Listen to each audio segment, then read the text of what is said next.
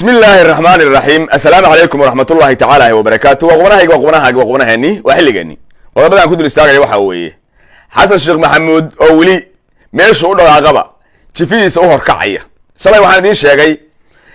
guddigii qandaraaska shidaalka oo hal beel u magacaabay Puntland diiday maamulada kalena ay soo wadaan. Haddana waxaa soo baxday safarkii Mareykanka USA loo aaday ee shirka qaramada midoobay oo hal beel u kaxaystay. Waa dul istaagaya. Sidoo kale waxaa dul istaagaya jadaha laga leeyahay ciidanka macawisley ee beesha hawiye lagu hubeynayo hubka dawladana gacanta la rabo gacan qabil inuu galo xildhibaan hawiye arrinta fashiliyayna waa dul istaagaya ficilinta ka dhalatay aan ku hormaro madaxweynaha. Sidoo kale waxaan qodobka saddexaad oo aan dul istaagaya waxaa kamid ah ninkii loo jeeday Saciid Cabdullaahi Dane waa Saciid Qurxe oo awal furin uga furneed xamar hadda waxaa furin hoos uga dilaacday Puntland maadaama xilkiisu yahay gabagabo waxaa bilaabatay Saciid filada ka soo bax baa bilaabatay. qodobada waxaan ku hormarinayaa xasan sheekh maxamuud oo u safray halka ay Mareykanka asagoo rabay inuu kaga qayb galo shirkii qaramada midoobay ee sanadlaha ah. madaxweyne kastoo shir aadaama meel aadaama wafdi baa ka raaca Soomaaliya u dhantahay. xasan waxa ka ballan qaaday xasan qabiili tilaabadu qaadada inaan dhaho inaan farta ku fiiqo. xasan waxa raacday xubno dawladeed waxa ka raacay afar shakhsi baa raacday oo afartuba asaga la haybihi. waxa weelisa naagtiisi iyo caruurtiisi waa weelisa naagtiisi iyo caruurtiisi waa weelisa. aan ku hormaro xasan sheekh maxamuud ninka hogaaminaya safarka oo wafdiga hogaaminaya waa garanaysaa idin sheegi mayo waa nin muduloodo hadii la koray hawiye abgaale waxa xiga cali balcad oo mudulay abgaale asna hadii la koray hawiye oo la socda cabdirasaaq british muduloodo hawiye abshir bukhari habar gidur hawiye sakariye xawaalo hawiye intaas baxday iyo maamadii uu qabay asagoo habartu uu qabay iyo caruurtiisi. waxa la yaabo marka waxa la yaab iyo amakaaga waxa uu la shiray wasaaradda gaashaandhigga Mareykanka asagoo aan wadan wasiirkiisa gaashaandhigga ama wasaaradda gaashaandhigga shakhsi kamid asagoo aan wadan ayuu la shiray booska wasiirka gaashaandhigga waxa uu raaciyay waxa lagu buuxiyay ninka loo jeeday cali balcad lagu buuxiyo abgaale. waxa uu la shiray bangiga adduunka asagoo aan wadan wasiirkiisa maaliyadda ee dayacanfinta iyo arrimahaasi faylkooda qaadi lahaa asagoo aan wadan ayaa wuxuu la shiray bangiga adduunka.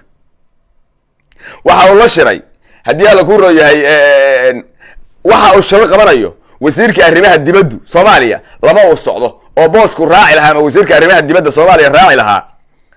waxa buuxisay maamada uu madaxweynuhu qabo. ما هيسا حول الروسي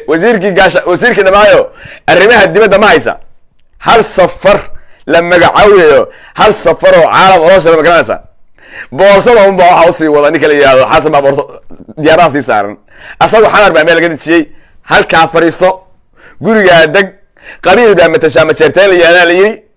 afkaaga hayso biilkaaga ha ka qaado qandaraas baa noo soo galin caalam baa noo hoshirin dawladda baa ka noo qabanayn habartii madaxweynaha booskiisa ku jirta abshir ninka la yiraahdo baalki ninka la yiraahdo muxuu ahaa ina cumar huruus habartii madaxweynuhu qabo baa booskiisa gashay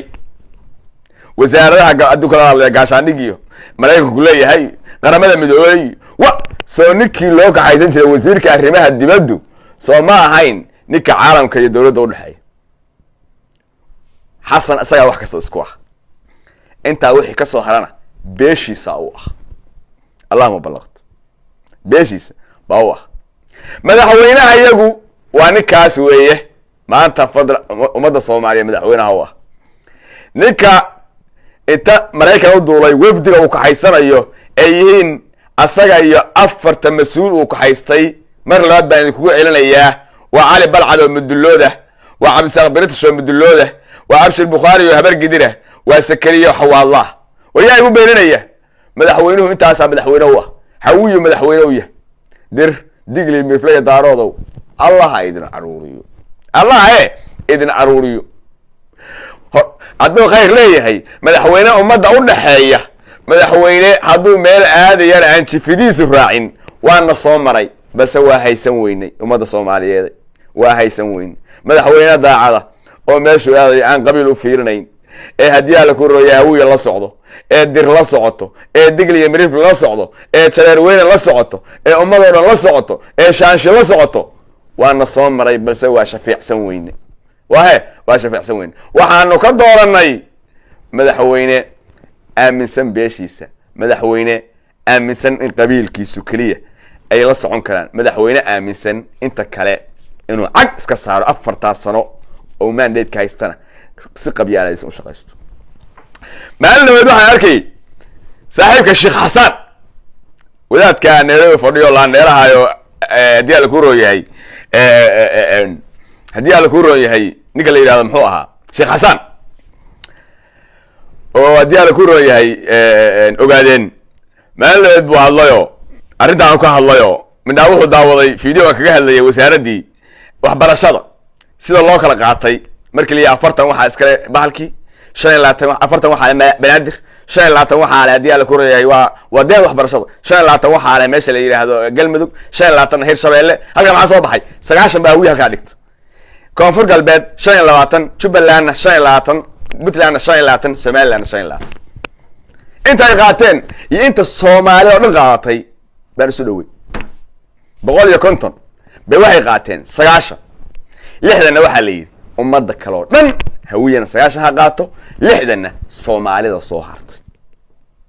Allahumma ballaqto taano ka hadlaya waxa ka falcelin ka soo baxshay Sheekh Xasan horta waa xaq jire marka ay leeyahay wadaadada ka kanoodka hadii la ku rooyahay markii la yiraahdo falsafada argagixisada oo kale ka soo agdhoway laakiin waa taageera waxa ku taageera wax kala ma wallahi wax kala kuma taageero runtaan ku taageera munaafiq buusan ahayn wuxuu ku barta godan baa ku dhuftaa barta godan asagoo ay jawaabaya wuxuu yiri kelmadaanu yiri maalin dhaweyd baa deeq waxbarasho la qaybiyay mid reebutlaana ya wuxuu leeyahay deeq waxbarasho Soomaaliyeed deeq waxbarasho hawiye uu leeyahay xiluu farmaajo jooga deeq waxbarasho qowmiyad Soomaali bay ahayd buuri hadda laakiin waa maxay waa deeq waxbarasho hawiye uu tiri kulaha waxay ahaayeen 150 miyahay min ii sheega wixii la qaybiyo isku dardar kulaha 9 hawiye la siiyay digli mirifle iyo dir iyo daarado dhan waxa la isku siiyay 60 waxaas dawladda dawlad way tahay maxaysan hayn dawladdu diintu rabtay ilaahina rabay ma aha tii daarood rabayna ma aha warkusan la cadeeyo ma waxa la yiraahdaa muxuu ahaa magaciisa waygaan baqan yahay yaxya qaraabi alla weydiiyo wuxuu dawlad federaal waa tahay laakiin dawladda hadda ka shaqeynaysa iyo dawladda diinta ka shaqeynaysa midna ma warunti diinta cadaalad ku dhisanta marada cadaalad ka shaqeynayn diinta banaan bay ka tahay oo masuul baalkii dilaa weyn baa wuxuu yahay hadii la ku rooyaa diinta oo qaabta fadhiya diinta marka banaan waa dawlad xidaabi waa dawlad xidaab waa ku raacsana waa ridda dawladdu sababtoo ah gacan ku dhiig la wuxuu yahay hadii la ku rooyahay baldin bal waxa muslimka breenaya wuxuu yahay hadii la ku rooyahay oo ah wasiirkii diinta oo qaabta waa cadaalad sidaan ka tahay danaha daarood kala wayba nacab tahayo iyo qabiilada kale daarood kale ma hay digli iyo mirflay dir iyo waxaas oo dhan waa nacab tahayo cag madaxa laga saaro la laayo bay aaminta marka dawlad ridaa weeyo Sheekh Xasan waa salaamaya aad ku salaamaya qodobka kale ee aan rabo inaan dul istaago waxa weeye waxa jiray maalmahan kacdoon gobolada qaarkeed laga abaabulay sida beesha xawaale oo cidii hore soo dhaqaaqday ahayd iyo hadii la ku roon yahay beesha habargdir Saleebaan kacdoonka shacab waxaan ku dagaalamayna bay dhaheen al-shabaab waa si wanaagsan al-shabaab waa khawaarij in la dagaalamo waxaan raacsana halka markay marayso niman siyaasiyiin hawiyaah baa waxay iska dhacasheen halkan Jaanis baa ka soo galay Jaanis ka muxuu yahay Jaanis aanu dhul balaarsina ku samayn karno qabiilada yadana ku hubayn karno 48 xildhibaan ee hawiyaah ayaa waxay la shireen intuu madaxweynuhu bixin ka hor arintii baa loo bandhigay waxa la yiraahdo waxaan ka rabnaa anagu garab istaagna weydii anaguna waxaan ka rabnaa inaan dhul balaarsi samayno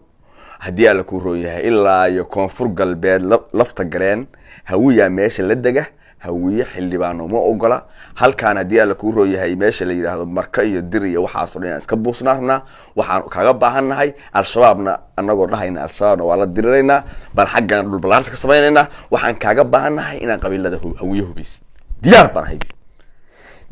baan ahay guddi samaysta isugaa keenabi halkaa markii xaaja marayso nin la yiraahdo xildhibaan xusul ilaa ummadu dee qabiil waa la wada yahay laakiin dad waxaa jira falsafada qabiilka iyo waxaas aysan meel ka soo gelin baa jiro soomaalinimada ku dhintaa jiro soomaalinimada ku dhex dhimatay baa jira moogta nin la yiraahdo xildhibaan xusul baa dood ka qayb galay xildhibaan xusul waa abgaalo waa haddii alla ku rooyahay waa wacayslo waa caligaaf madaxweynaha xasan sheekh maxamuud isku jufin balse waa kala fakaro nina qabiilka xaggiisa ku weyn nina qarannimada ku weyn xildhibaan xusul waa hadlay talo dhiibtay marka taladiisa waxaa ka mid ahayd hadalkiisu waa soo wada dhegeystay laakiin waxa ilaahay ka dhegeysiinayaaye oo inta ugu muhiimsan baan ka dhegeysiinayaaye war jamahad qabiil in wax la abaabulo la dhiso way fududahay hub loo qaybiyo shacab laakiin difaatooyinka ay geysan doonaan waa mid ama hadha reebaysa waa midii ee horey noogu geysatay UNC qabiil baan ku aasaasnay hubkii dowladda gacanta u galay maxamed siyaad baraan ku saarnay intii xadar ka joogtay ka bacdi maxaa dhacay hawiya iscunay qabiil hub watay noqotay salbadaar iyo cakaar loo kala baxay hoogad wabaay baa dhacday 4 biloodkii waxa aan galnay iyo hoog iyo bay waxaana geliyay jamhadeyntaas iyo qabiil hub gacanta u galo asagoo ka doodaya taagan war dawladdu hala dagaalanta al-shabaab shacabkana ha garabsato laakiin hubka dawladda ayaan shacabka gacanta loo gelin lama xakamayn kare falcelin baa ka timid falcelin weyn baa kelmadda ka timid ninkaasi wuxuu fashiliyey shirkii ka dhacay aljazeera ee lagu ballamay in beesha hubka gacanta loo gasho isagoo ka digaya in qabiilkiisu hub loo siyaadiyo ama hub qaato ama beel kale ku duulo wuxuu ka jeclaaday ninkaasi in ummadda Soomaaliyeed nabad ku wada noolaato oo aan qabiil kale hub lagu dhiibin ee al-shabaab haddii la dagaalamayo ciidamo waa dhooban yihiin ciidamadaas lagula dagaalamo shacabkana la yiraahdo hub waa haystaan inta haystaan ku dagaalama annagana idin garab taagan la yiraahdo la sibood garayo meeshii al-shabaab joogaan lala galo ciidamo haddii loo sii baahan yahay ee la tariyay dhooban yihiin 5,000 oo ciidan inta soo kaxeeyo halkan orda dagaalansiiyay maxay tahay islaamaha iyo odayaashan u dhiibaynaa hubko qabiil hadhowna raxan weyn iyo biyamaal baan xag ka keenaynaayo sidoo beeraha ka gubayna ninkaasi wax badan fashiliyay bal hadalkiisi ila dhageyso waa kare maxaawisley dhibaatadeeda qofkaan hadda dareemin bariyo dareema yani wax kasta oo fawdo ku bilowda UAC maxay ku bilaabatay sharci bay ku bilaabatay fawday ku bilaabatay ilaa haddana ayaan soo gaarsiiyay heerkaan marayno oo maalin ba xajal cusub oo noo bilaabmaayo fawdaas aan noo bilaabmaysa akinis xarabta waxay dhahan waa sharxi doonaa inta carabi ku hadlin waxay yiraahdaan laa yasluxu an-naasu fi fawda wa shi'r laa surata lahum wala surata idha juhaluhum saadu dadka kuma haboona ama kuma fiicna fawdo aan hoggaan lahayn hoggaanna ma jiro haddii fawdadaas dan idoo fawdo ahayd ay haddana dadkii ugu jaahilsanaa ay hoggaamiyaan maxaawisley waa ognahay geelley waay waa dad miyi ku nool caadifad qabaliya ay kicis dadku ayagoo isku wada qabiil ah bay haddana dadku waa isku alle isku aragti maaha xildhibaanka waa u mahad celinayaa wax aan kuwaan u muuqan baa u muuqata kuwaan waxaa u muuqda inay beesho dhul Soomaaliyeed oo kale ku sii duulaan inay raxan weyn dhulka qabsadaan inay biyamaal dhulka qabsadaan inay gobolada dhexe oo dhan adii gobolada dhexe inta waxaan hawiye ahayn iska buusaan in dhul balaasi hawiye la sameeyo u muuqata nimankan dantooda gaarka waa u muuqda asagana waxa u muuqata hatta taasi haddii ay dhacdo oo ayagu raxan weyn la saaro oo dirta meesha degan la saaro ayaga dhexdooda hubka mar hadduu qabiil galay ayaga dhexdooda inay islayn doonaan oo haddii la ku rooyay aana qabiil la isku layn doono oo aan nabadgelyo xasiloon la heli karin